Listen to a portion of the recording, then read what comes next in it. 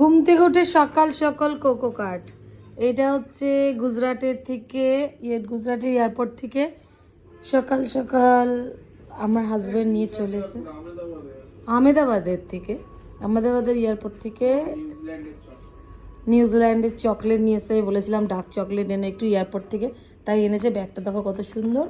আর ভেতরে আছে, এটা প্লেনে খেতে দিয়েছিল, ক্যাশুগুলো আছে, ক্যাশু নাটসগুলো দেখতেই পাচ্ছ, নাটস কফির সঙ্গে দিয়েছিল।